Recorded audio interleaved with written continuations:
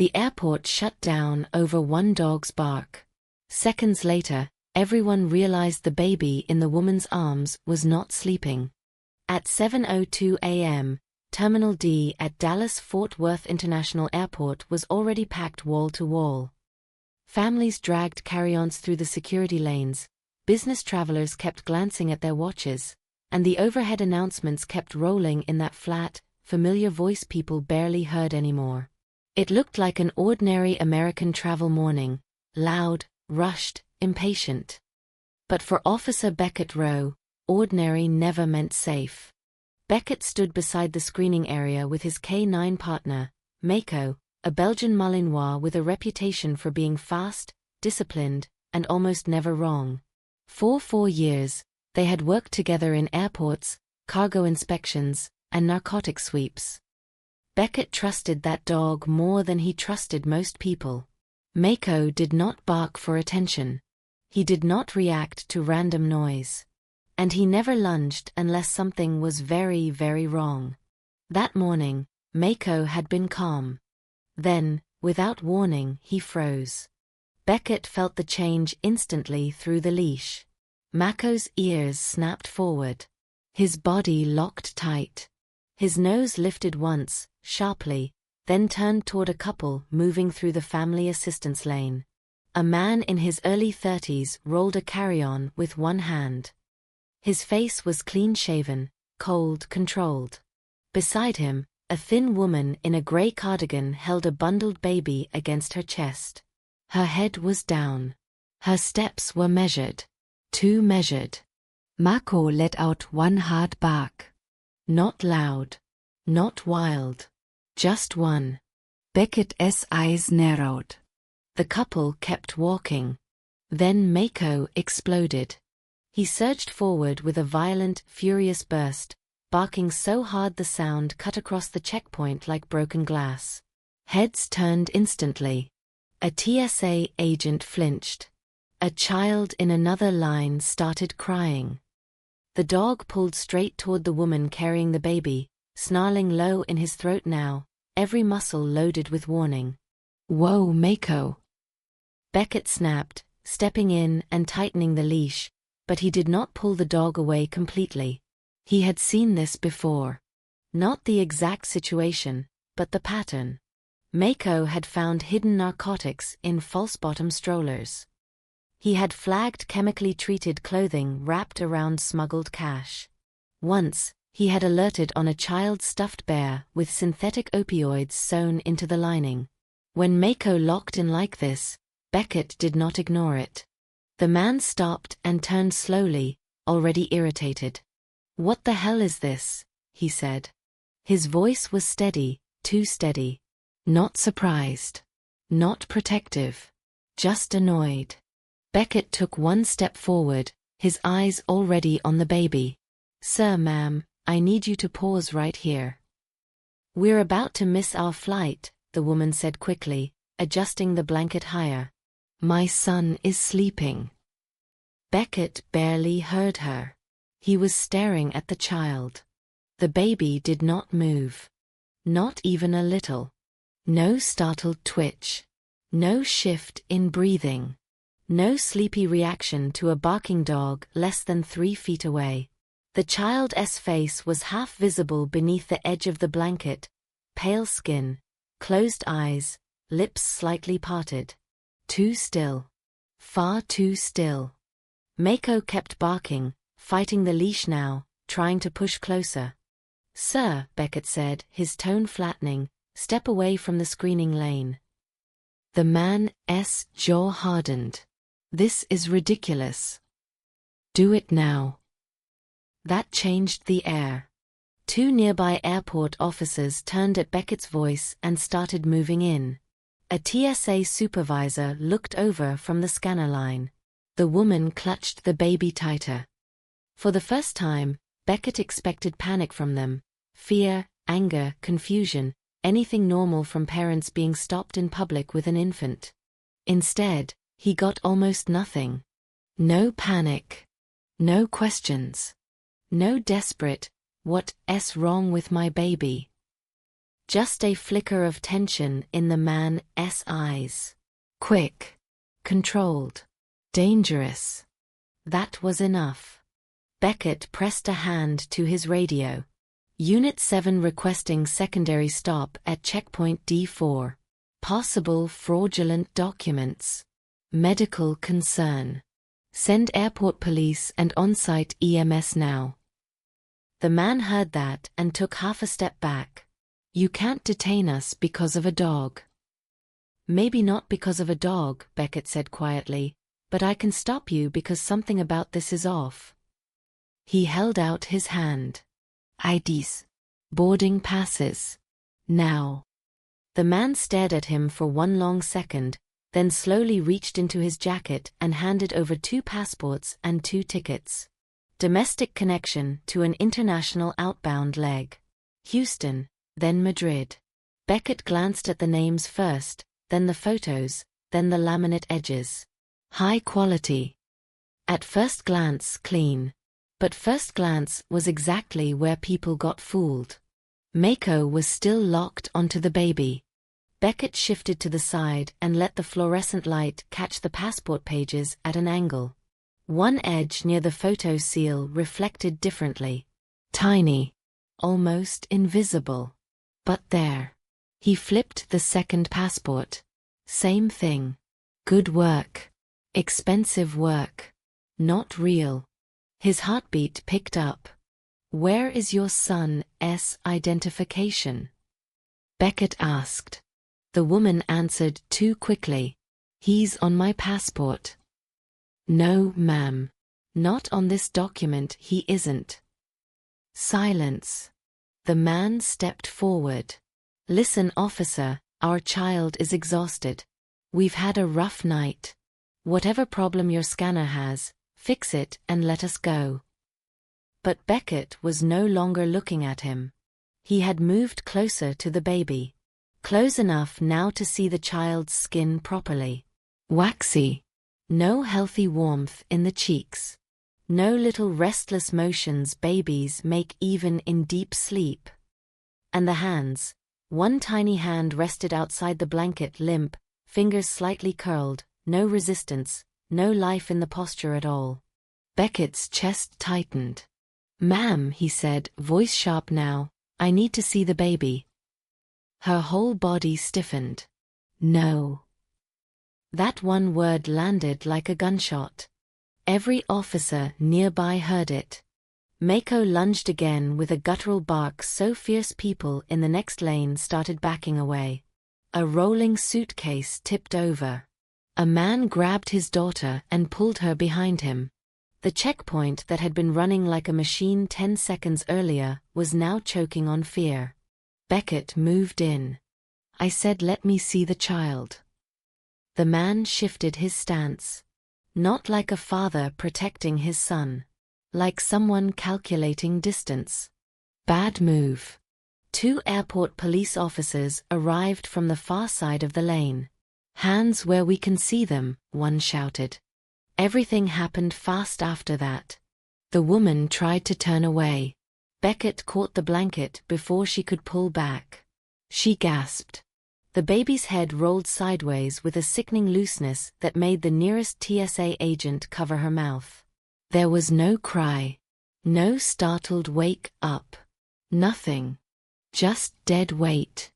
Beckett pulled the blanket down enough to expose the child's face. The baby looked about 8 months old. Maybe younger. Tiny. Beautiful. Completely motionless. Medic. Beckett shouted. An airport EMT who had been stationed 2 corridors over came running with a trauma bag. She dropped to one knee right there beside the secondary inspection barrier and reached for the infant with practiced speed. The woman resisted for half a second, but one of the officers took hold of her arms and pulled her back. The medic touched the baby's neck. Then the wrist. Then placed 2 fingers under the nose. Nothing. Her face changed immediately. She took the baby, laid him flat across the inspection table, and listened for breath sounds. The checkpoint around them fell into a silence so abrupt it felt unreal. Even Mako stopped barking. He stood rigid, staring, breath hot and sharp through his nose. The medic started working. "Come on, baby," she muttered. Air mask came out. Airway check. Gentle Stimulation. Another check. Beckett watched every second and felt ice spreading through his body. The man was now in handcuffs. The woman was crying, but the sound was wrong. Strained, performative, as if she had only just remembered she was supposed to act like a mother. Beckett looked at her and knew, with a certainty that sickened him, that neither of them cared about that child the way real parents would. The medic leaned in close again. Then she looked up. Her voice dropped so low only Beckett and the nearest officers heard it. "He's not gone yet," she whispered, "but he's barely breathing. We're losing him." For 1 second Beckett could not move. That was the moment the entire airport seemed to tilt. Not sleeping. Not sick. Drugged. Transported. Disappearing. And almost dead in the middle of an American airport while hundreds of people walked past without seeing a thing. "Get him to medical now." Beckett barked. The medic scooped up the infant and ran with another responder toward the emergency station. The wheels of the crash cart screamed across the polished floor behind them. An officer dragged the suspect male backward as he started shouting. The woman broke down into louder sobs, but Beckett no longer cared what either of them said. He was staring at the small trail of chaos left behind: fallen blanket, scattered documents, shocked travelers, Mako still trembling with alertness. Then one of the airport police officers bent, gathered the passports, and handed them back to Beckett. "They're fake, aren't they?" Beckett looked at the altered edges again, then at the boarding passes, then at the child's abandoned blanket on the floor. "Yeah," he said, his voice hard as steel. "And this is only the beginning." He turned toward Mako, crouched for half a second, and gripped the dog's neck firmly. "Good boy," he whispered. Mako's eyes never left the direction the medics had gone. Neither did Beckett's. Because deep down, before the interrogation even started, before the forensic checks, before the names unraveled and the route map surfaced, Beckett already knew one terrifying truth. A baby had just been carried through one of the busiest airports in America like cargo. And if Mako had stayed silent for 10 more seconds, that child would have vanished into the sky. They broke the man in under 12 minutes. Not with force. Not with threats. Just silence, evidence, and the one thing he didn't expect: speed. By the time Officer Beckett Rowe stepped into the interrogation room, the system had already confirmed what he suspected.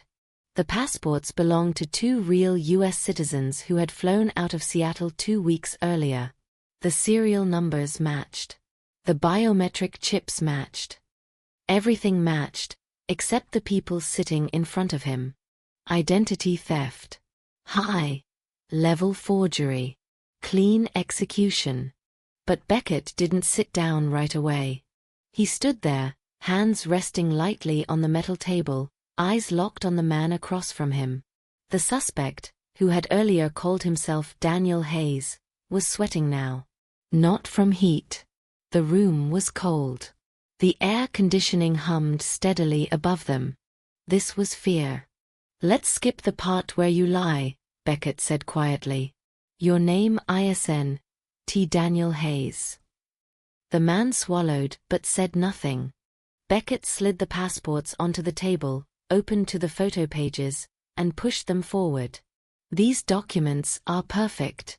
Whoever made them knows exactly what they're doing. Which means you didn't make them." Still silence. "Which means," Beckett continued, voice tightening, "you're just the courier." That hit. The man's eyes flickered for half a second. Tiny movement. But Beckett caught it. He leaned in slightly. "You don't know the system. You don't know the people behind it. You just follow instructions, take the money, and move whatever they give you. Beckett tapped the table once. This time, it was a baby. The man's jaw clenched. "I don't know anything," he muttered. Beckett didn't react. He just reached into the folder and pulled out a printed report, placing it flat between them. "Toxicology is already running," he said. "But the ER doc gave me enough. The child was injected with a low-dose neuromuscular blocker. Keeps him conscious, but unable to move. No crying. No resistance. Just silence." The man's breathing changed. Beckett lowered his voice. "You carried a living child through security like a package." A long pause. Then the man broke. "I didn't hurt him," he blurted out, too fast, too desperate. "I swear to God, I didn't hurt him." Beckett didn't blink. Then start talking. The words came out in pieces at first. Stuttering. Disjointed. But once the dam cracked, it didn't stop. "I was hired," the man said, hands trembling now. "Just a job. They said it was medical transport. Special case, no paperwork, cash only. I pick up, I deliver, that's it." "Who's they?"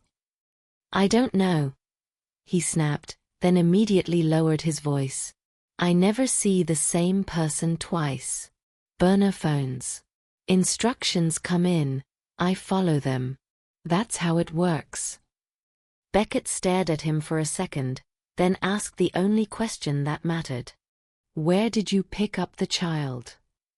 The man hesitated. That hesitation told Beckett everything. He leaned closer, his voice dropping to a dangerous calm. "That baby is fighting to breathe right now because of you. You don't get to hesitate." The man's eyes shut tight. "Amarillo," he said finally. "Outside the city. Some kind of shelter. Orphan place, I think." Beckett's pulse spiked. "What kind of shelter?" "I don't know the name," the man said quickly. "It's off a dirt road, no signs, barely any staff. They gave me the kid already prepped. Told me not to unwrap him. Told me not to ask questions." "Who handed him to you?" "A woman. Nurse, maybe. White coat. Didn't say a word. Just gave me the bag and the baby." "The bag?" "Medical bag. Supplies. Syringes.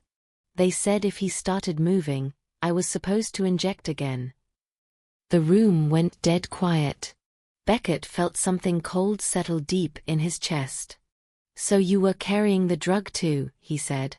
The man nodded slowly, like he already knew how bad it sounded. "I didn't use it," he whispered.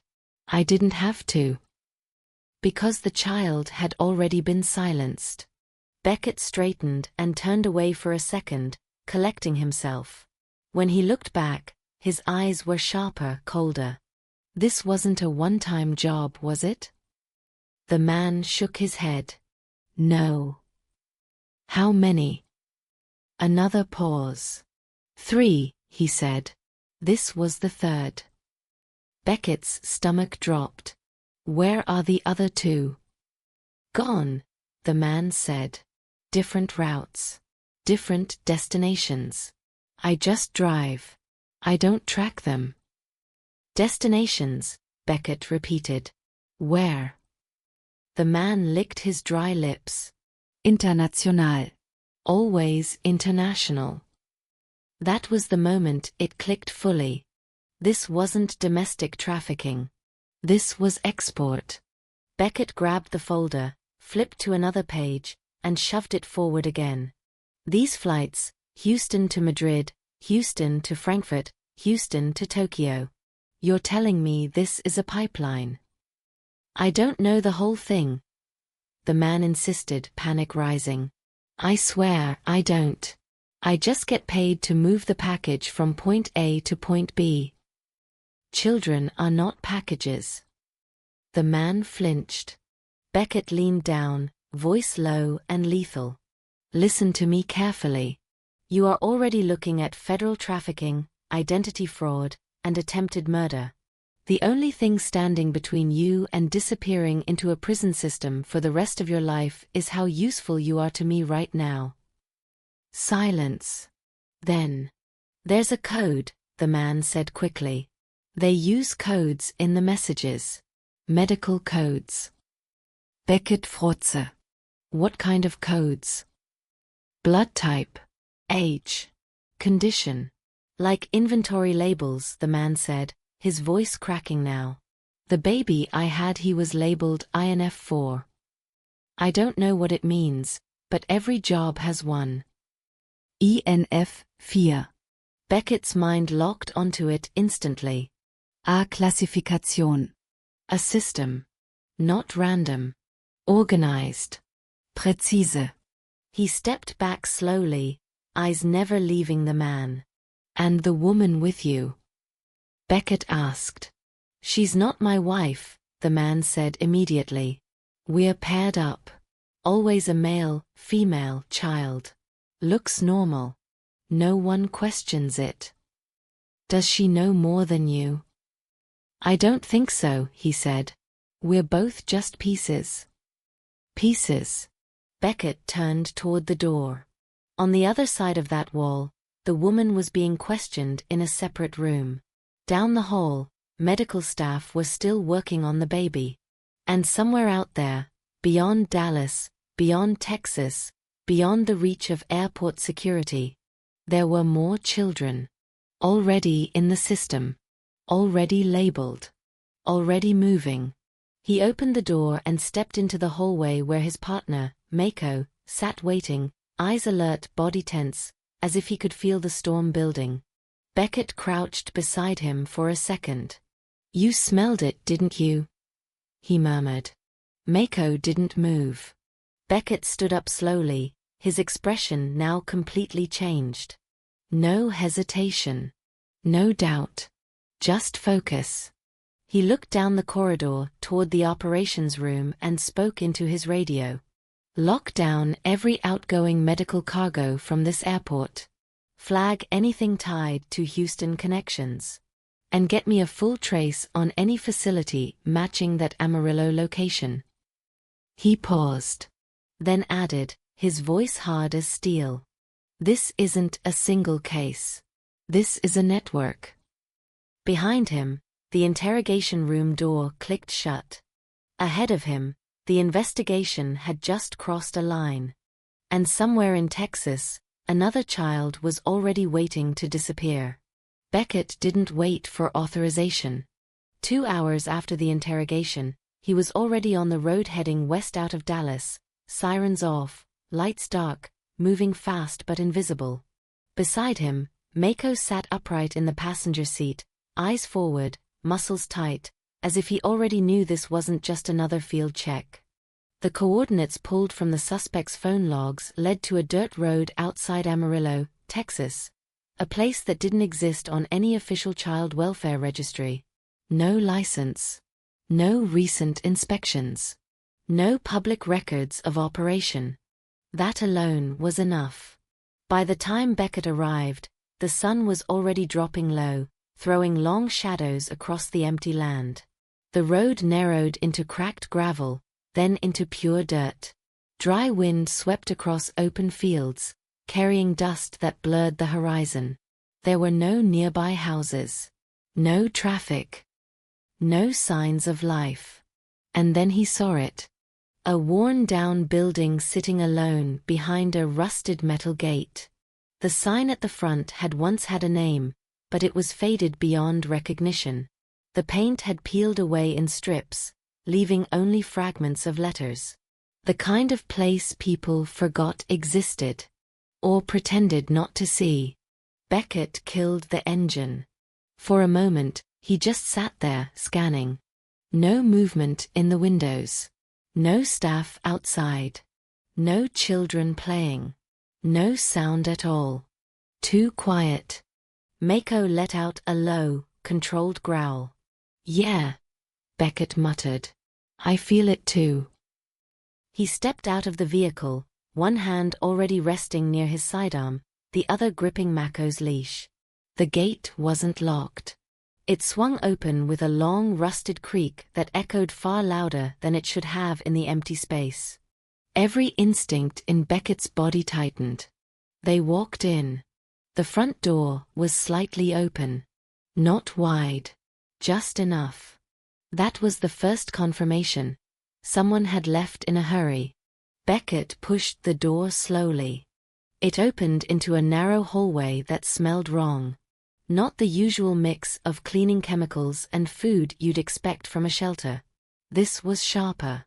Sterile. Like something trying too hard to be clean. Medical. Police. Beckett called out. Anyone inside? No response. He moved forward. Room by room, he cleared the building. A small office with a broken chair. A dormitory with metal frame beds, all empty, sheets stripped. A kitchen with no fresh food, just sealed packages stacked too neatly. Everything looked abandoned. But not old abandoned. Fresh. Fast. Like someone had pulled everything important and left the shell behind. Mako suddenly stopped. Dead still. His nose lifted into the air, then snapped toward a door at the end of the hallway. A heavy steel door. Locked. Beckett's eyes narrowed. There was no reason for a children's shelter to have a reinforced steel door. Step back, he murmured. He tested the handle. Solid. He looked around once, then stepped back and drove his shoulder hard into it. The impact echoed through the building. The lock held. He stepped back again, drew his weapon, and fired once at the locking mechanism. The shot shattered the silence. The door jerked loose. He kicked it open. And the smell hit him immediately. Cold. Metallis. Preserved. The room beyond was small, windowless, and packed with stainless steel containers lined up in perfect rows. Medical-grade coolers. Some plugged into portable power units. Others sealed tight with tamper-proof locks. Beckett moved slowly inside, every step measured. Mako followed, but his behavior changed completely. No barking, no lunging. Just a low, continuous rumble in his chest. A warning. Beckett knelt beside the nearest container and opened it. Inside were vials. Dozens of them. Each labeled. Each tagged with a code. Age. Blood type. Weight. Children's data. He swallowed hard and moved to the next container. This one held sealed packs, biological storage units, the kind used in high-level medical transport. Advanced. Expensive. Not something you find in a forgotten shelter in rural Texas. This isn't storage, Beckett whispered. This is processing. He stood up slowly, scanning the room. Every container was organized. Kategorisiert. Logged. Like inventory. Mako suddenly snapped his head toward the far wall. A sharp, aggressive growl broke from his throat. Beckett turned. There, behind a row of containers, was a panel slightly out of place. A hidden entry. His pulse spiked. He moved quickly, pulling the panel aside. Behind it was a narrow passage leading downward. Underground. Of course it was. He flicked on his flashlight and stepped in. The air grew colder as he descended. Each step echoed softly against the concrete walls. The space tightened around him, the ceiling lower, the smell stronger. That same sterile, clinical scent, but heavier now, mixed with something darker. Something human. At the bottom of the stairs, the passage opened into a larger chamber. And Beckett froze. Rows of medical stations lined the walls. Not makeshift. Professional. Surgical lighting rigs. Monitoring equipment. Storage units. Everything arranged with precision. Clean. Functional. Operational. This wasn't just a holding site. This was a facility. Marco let out a sharp bark this time, breaking the silence. Beckett followed his line of sight. On the far wall, there was a whiteboard. Covered in writing. Schedules. Codes. Shipping routes. And one name circled in thick black marker. Vren. Beckett stepped closer. Under the name were multiple entries. Dates. Locations. Destinations. Houston. Frankfurt. Tokyo. And beside each one, codes. INF 2. INF 3. INF 4. Beckett's jaw tightened. This was the system. Strukturet. Repeatable. Skalable. His eyes moved lower. There was a printed photograph taped to the corner of the board. A man in a lab coat. Mid-40s. Sharp features. Calm expression. The kind of face that looked trustworthy at first glance. Until you knew better. Beckett stared at it for a long second. Dr. Silas Wren, he muttered. Mako growled again. And then, a sound. Faint. So faint Beckett almost thought he imagined it. A soft, uneven breath. Beckett's head snapped toward the source. There, in the far corner of the room, a small figure. Lying on a narrow medical cot. Completely still. Hooked to a line. Beckett moved fast. Dropped to one knee beside the child. A little girl. Maybe 5 years old. Skin pale. Eyes closed. But breathing. Barely. Mako stood guard beside them, tense, alert, ready. Beckett checked her pulse. Weak. But there. Alive. His chest tightened with a surge of anger so sharp it almost shook him. They're still here, he said under his breath. Not gone. Not finished. Just moving. Always moving. He grabbed his radio. Dispatch, this is Roe. I need full backup, medical and federal task force authorization now. I've got a live victim and evidence of an active trafficking operation. This is bigger than we thought. He looked around the room one more time. At the equipment. At the data. At the system. Then back at the child. And in that moment, one truth locked into place in his mind. This wasn't just a network. It was a machine. And he had just stepped inside it. Beckett didn't get back up. Not in time. Not when it mattered. He stayed with the girl until the first county units arrived, then watched the scene flood with uniforms, yellow tape, and controlled chaos. Paramedics rushed the child out on a stretcher. Evidence teams moved in. Cameras clicked. Radios crackled. On the surface, it looked like progress. But Beckett had been doing this long enough to recognize something else creeping in beneath it. Interference. It started small. A call from dispatch asking him to stand down from further field action. Then a supervisor he barely knew stepping in, suddenly in charge. Then access to the internal system, restricted. Files he had just opened minutes ago, gone. By the time Beckett reached the temporary command station outside the shelter, his badge still worked, but everything else was already slipping out of his hands.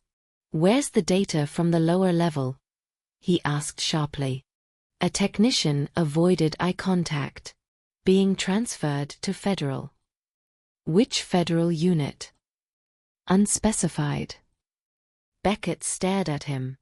Unspecified didn't exist. That was the word they used when someone higher didn't want names attached. His jaw tightened. Where's the girl? He asked. Airlifted to Amarillo Medical.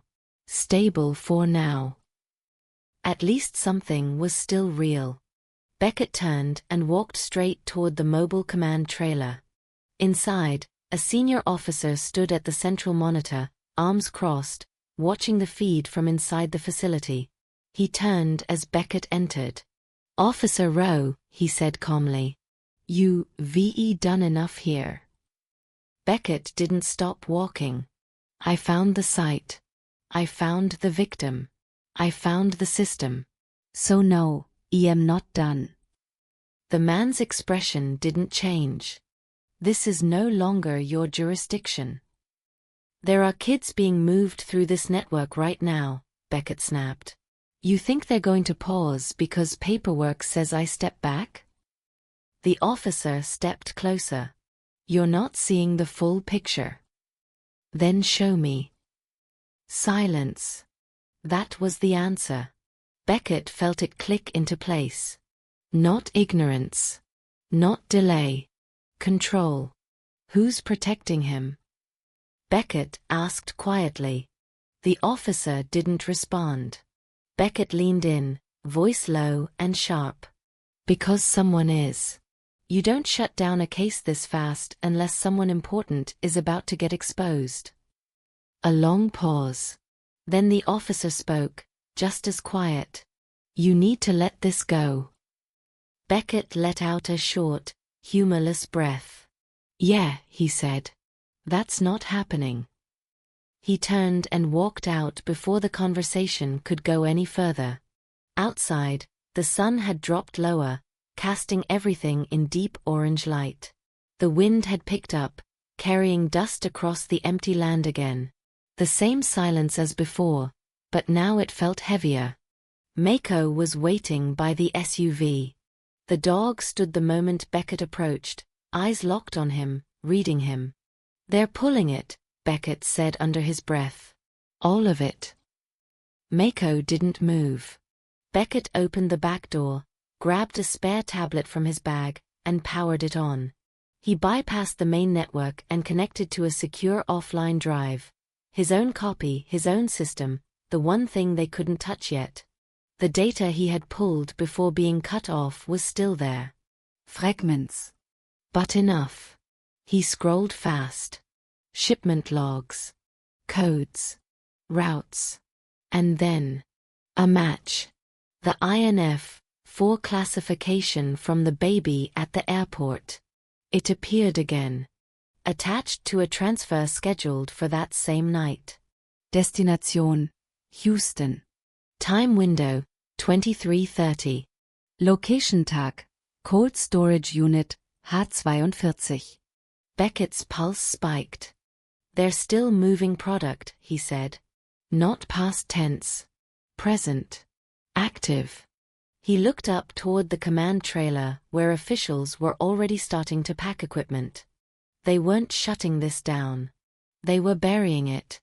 Allrecht, Beckett muttered. "Then we don't do this their way." He reached into his pocket, pulled out his phone, and dialed a number he hadn't used in years. It rang once.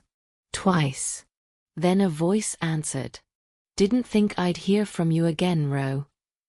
"I need access," Beckett said immediately. "Off-grid. No logs.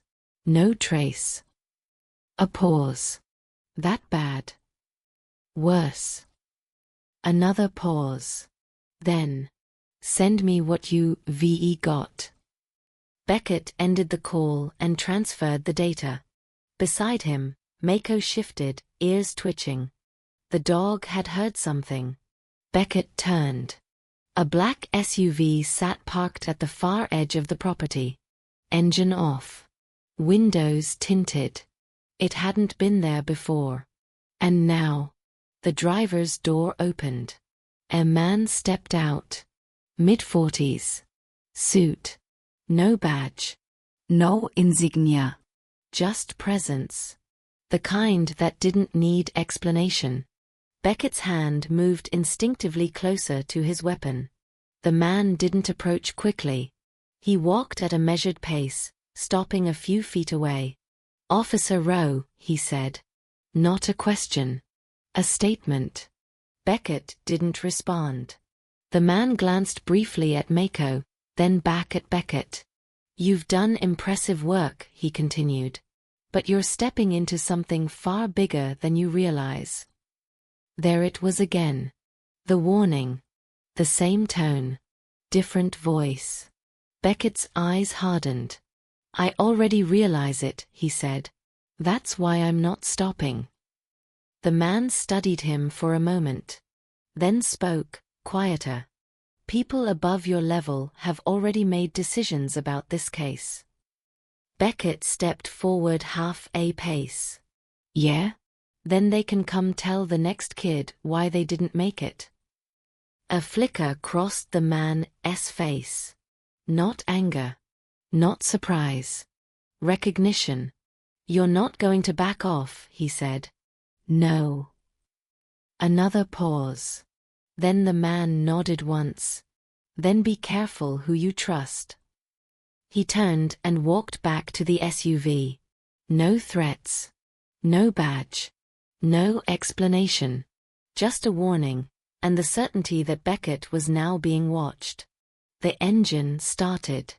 The vehicle pulled away. Gone. Beckett stood there for a second, processing. Then he looked down at the tablet again. Houston. 23:30 Uhr.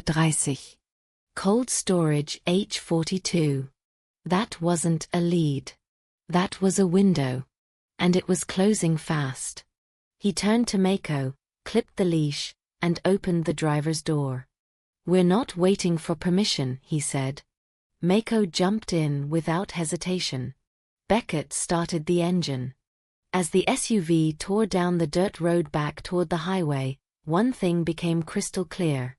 This was no longer an investigation. It was a race. And somewhere in Houston, before midnight, another child was about to disappear into the system. Unless Beckett got there first.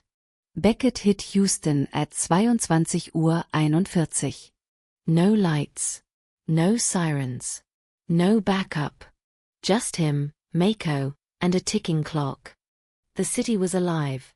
Traffic crawling, neon reflecting off wet asphalt, people moving through their night routines without any idea that somewhere nearby, children were being moved like cargo through a system no one wanted to see. Beckett didn't slow down. The coordinates led him past the airport perimeter, past the commercial freight zones, into an industrial stretch where warehouses sat shoulder to shoulder like silent giants. No signs. No branding. Just numbered units and dim overhead lights. He killed the engine 2 blocks out. From here on, we're ghosts, he muttered. Mako leaned forward, focused, silent. Beckett grabbed his jacket, pulled a cap low over his eyes, and checked the burner phone in his pocket. The coded message from earlier was still there. 23:30 H42. INF 4 Delta Clearance. He looked at his watch. 22:58 Uhr. 32 minutes. He moved. The fence line around Warehouse 42 wasn't high-end security.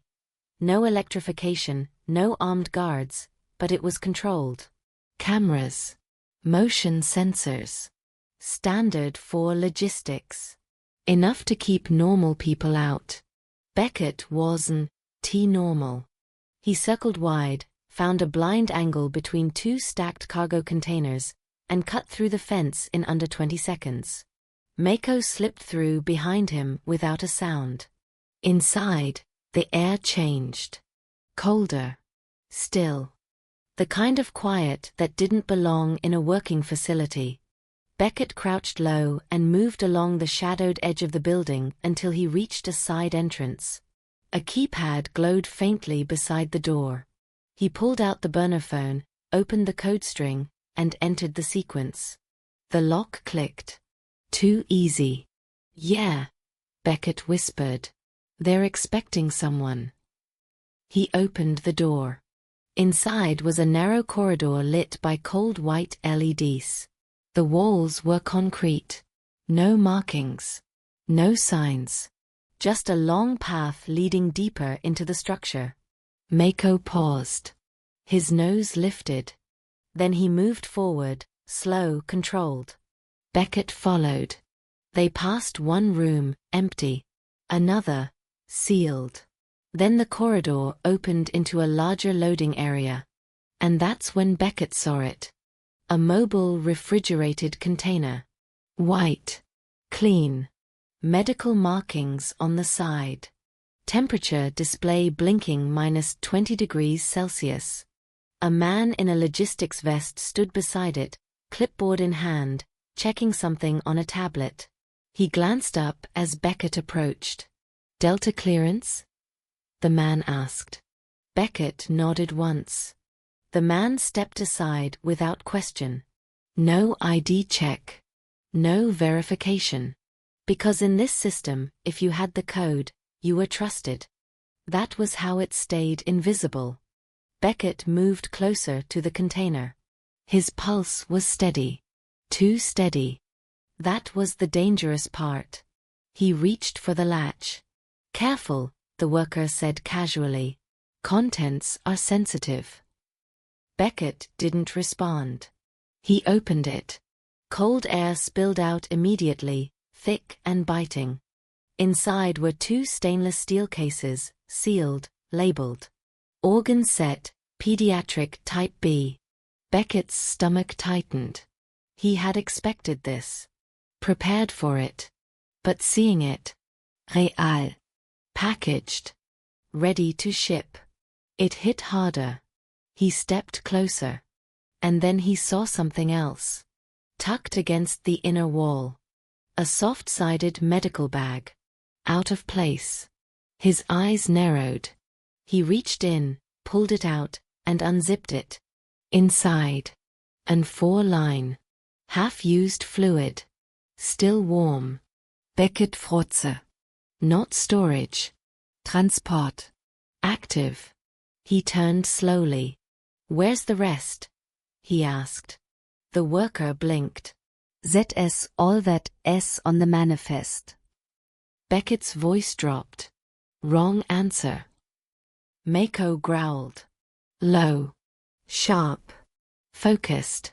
Not at the worker. At something else. Beckett followed the line of sight. A door. Half. Hidden behind stacked pallets. No markings. No light. But. Unlocked. His pulse spiked. He moved. Fast. Pushed the door open. And stepped into darkness. The smell hit first. Not chemical. Not sterile. Human. He flicked on his flashlight. The beam cut through the black. And stopped. 3 small bodies. On narrow metal beds. Children. 2 girls. 1 boy. All motionless. All hooked to 4 lines. All breathing. Barely. Beckett's chest slammed tight. Jesus. Mako barked once. Sharp, urgent, and rushed forward, circling the beds, checking, guarding. "They're alive," Beckett said, dropping to his knees beside the closest child. "They're alive." Relief lasted half a second. Then. A sound. Metal shifting. Above. Beckett's head snapped up. Too late. The first shot rang out. A suppressed crack. Concrete chipped inches from his shoulder.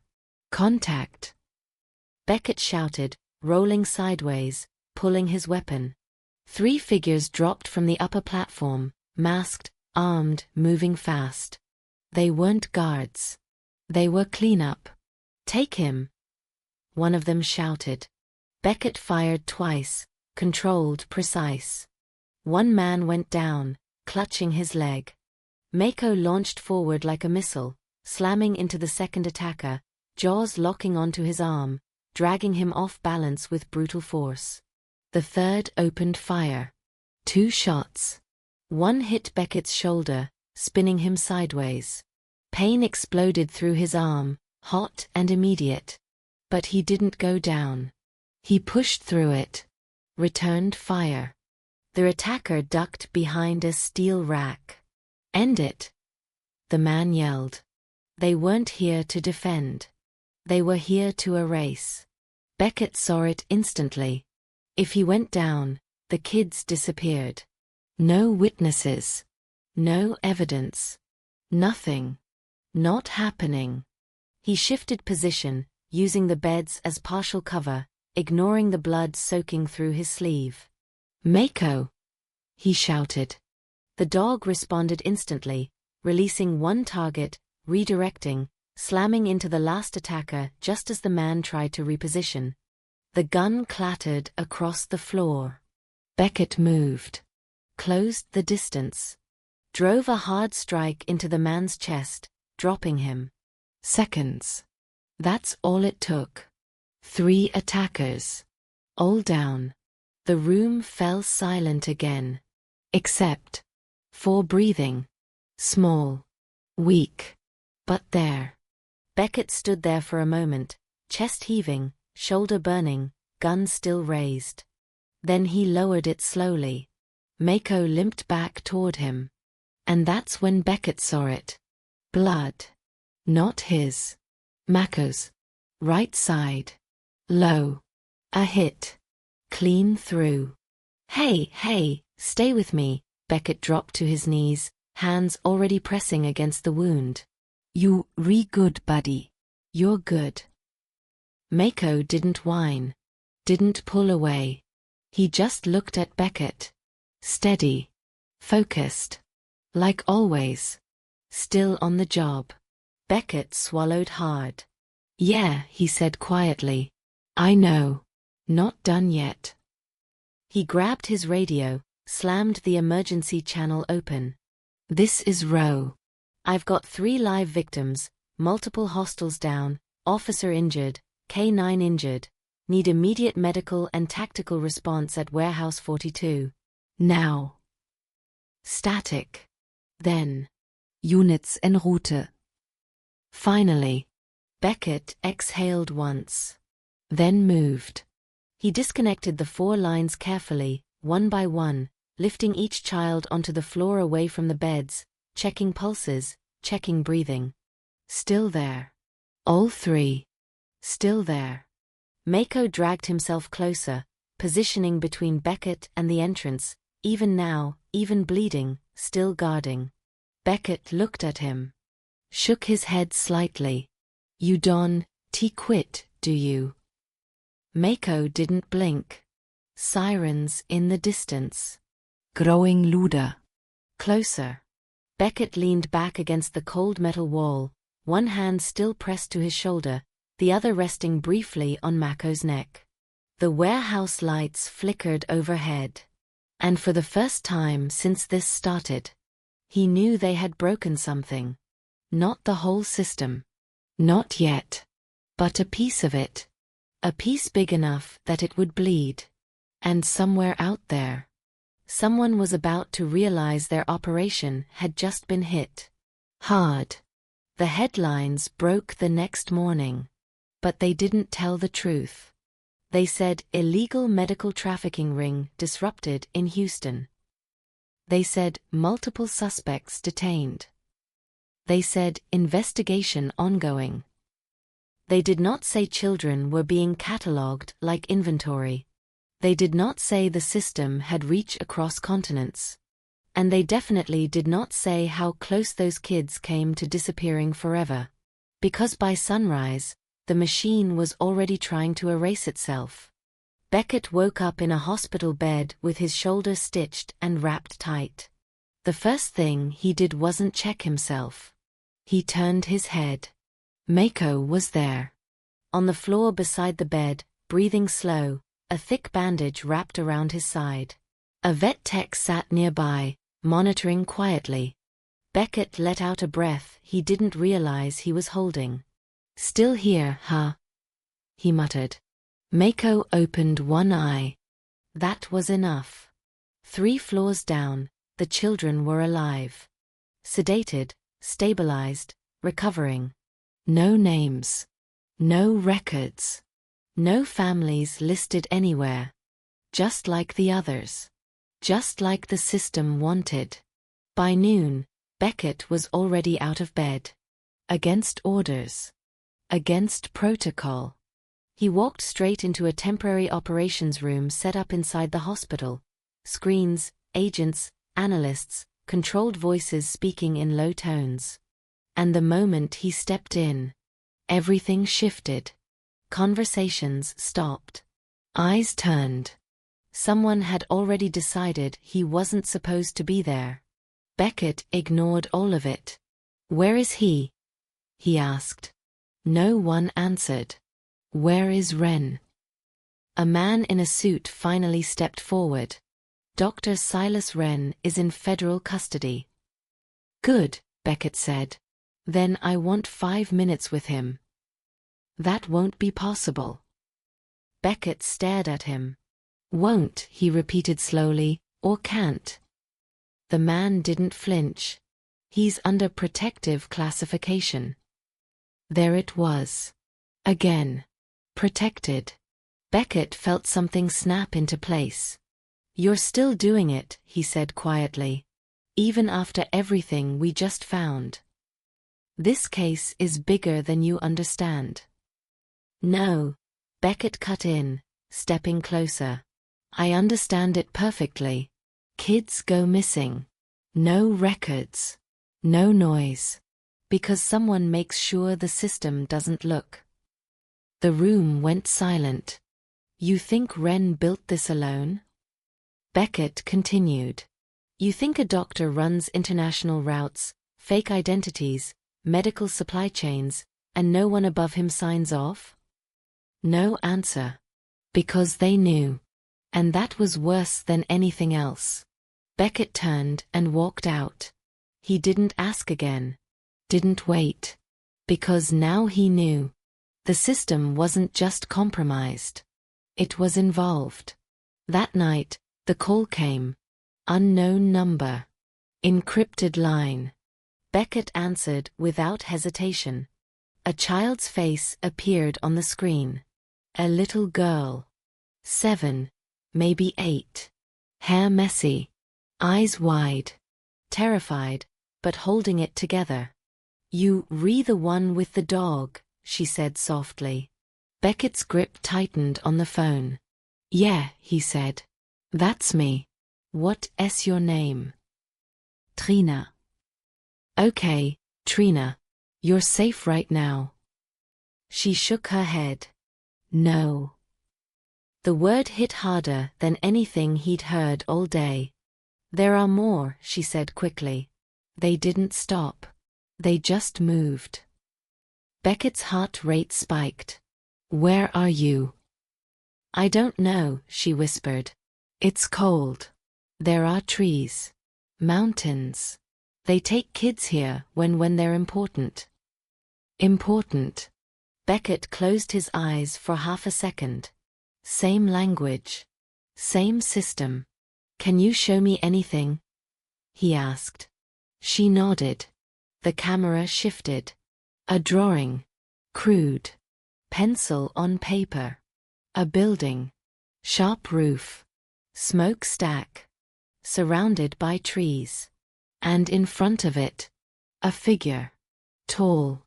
Wearing a wide hat. No face. Just a single dark mark on the forehead. Beckett's chest tightened.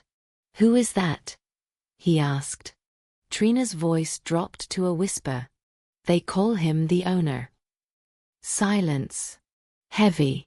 Dangerous. "Is he there?" Beckett asked. She shook her head. "No. But they're scared of him." Of course they were.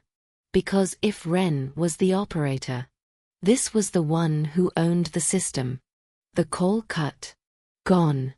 Trace wiped instantly. Professional. Too professional. Beckett lowered the phone slowly. Mako, still weak but alert, lifted his head. He had been watching the entire time. When Beckett held up the drawing, Mako reacted. Not barking. Not lunging.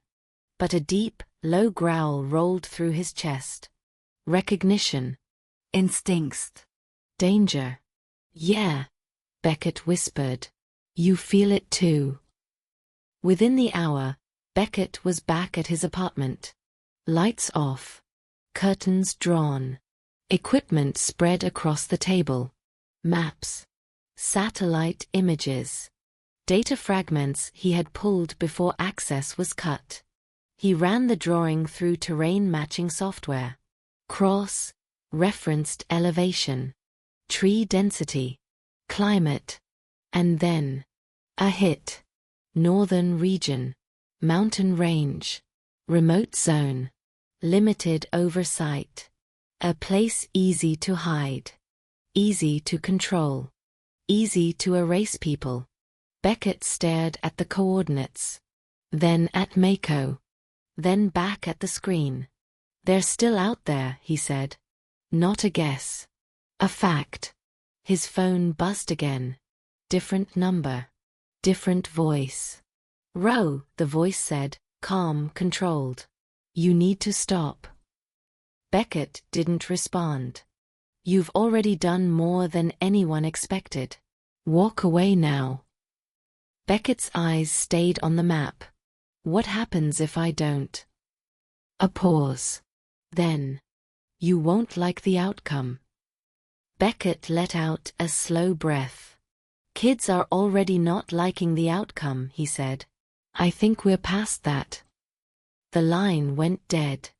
Silence filled the room. Heavy. Final. Beckett closed the laptop slowly, picked up his jacket, checked his weapon, then looked down at Mako. You good to move? He asked. Mako stood. Slow. Wounded. But ready. Always ready. Beckett gave a small nod. All right, he said. No more waiting. He opened the door. Night air rushed in. Cold. Sharp. Alive. And as they stepped out into it, one thing was certain. Houston wasn't the end. It wasn't even the center. It was just a door. And now, Beckett and Mako were going straight through it. Into the part of the system no one had ever come back from.